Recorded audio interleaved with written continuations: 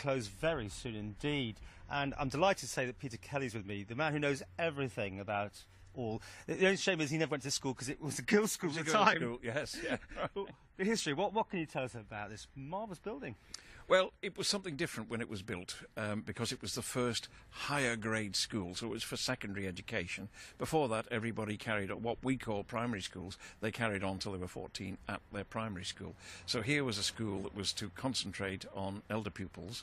But the interesting thing is, when it opened, it was also a primary school, or as they call them, elementary school. So downstairs there were the 7-year-olds up to 11, and upstairs were the 11 to 14-year-olds. Then it expanded, and they included a science school, which was in an extension, which was added in 1897, and then a cookery class. So actually on part of the building it says cookery carved into the stone.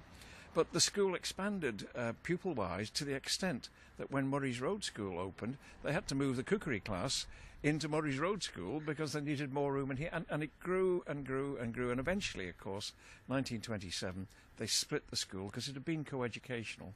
And the boys went up to St Ninian's, the girls stayed here. They were still short of room.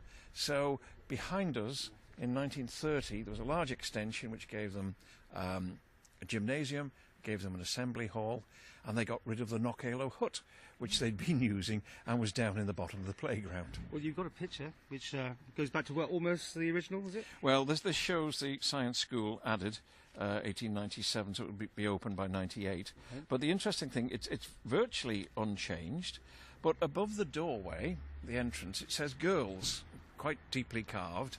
So, of course, the other entrance was the boys. So I had a look the other day, and lo and behold, they've carved off the word boys, and they've added girls, but it's not as deeply carved as this one. So that there have been changes, but right up at roof level, on those two projections, there used to be stone-carved griffins who were holding a shield. There was nothing on the shield. I often thought whether it was Fred and Ernest Griffin.